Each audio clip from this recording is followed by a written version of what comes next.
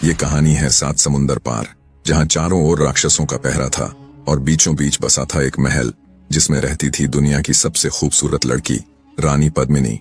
हर राजा, हर योद्धा उसे अपना बनाने का सपना देखता था, लेकिन कोई उसके पास तक भी नहीं पहुंच सका, क्योंकि पद्मिनी तक पहुंचने के लिए सिर्फ ताकत नहीं बल्कि जान की बाजी लगानी पड़ती थी।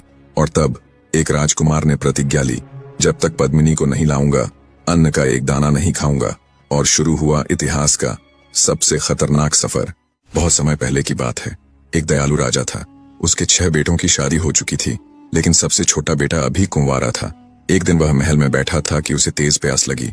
उसने इधर उधर देखा तो सामने से उसकी छोटी भाभी आती दिखी। वह बोला, भाभी, एक गिलास पानी दे दो। भाभी को यह बुरा लग गया। सोचने लगी, महल में इतने नौकर चाकर हैं, फिर भी मुझसे पानी मांग रहा है।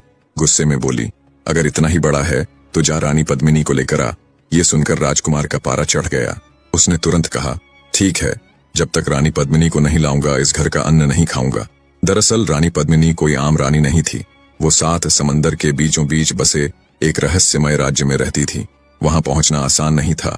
रास्ते में घने जंगल, ऊंचे पहाड़, उफनती नदियां, खतरनाक नाले और अथाह समुद्र तक पड़ते थे। लेकिन राजकुमार ने ठान लिया था। उसने वजीर के बेटे को बुलाया और कहा, 2 घोड़े तैयार करवाओ। वजीर का बेटा बोला, रास्ता बहुत मुश्किल है, संभल कर सोचो। पर राजकुमार ने साफ कहा, जो होगा देखा जाएगा, मैं रानी पद्मिनी को लेकर ही लौटूंगा। 2 घोड़े तैयार किए गए। रास्ते के लिए खाने पीने का सामान भी साथ रख लिया गया।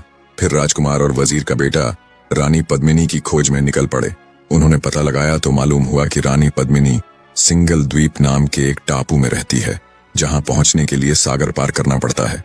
और वहां रानी का महल चारों तरफ से राक्षसों से घिरा हुआ रहता है। उन राक्षसों की किलेबंदी को तोड़कर महल में घुसना लगभग असंभव था। वजीर के बेटे ने एक बार फिर राजकुमार को समझाया, अपनी प्रतिज्ञा छोड़ दो, जान जोखिम में डालना ठीक नहीं।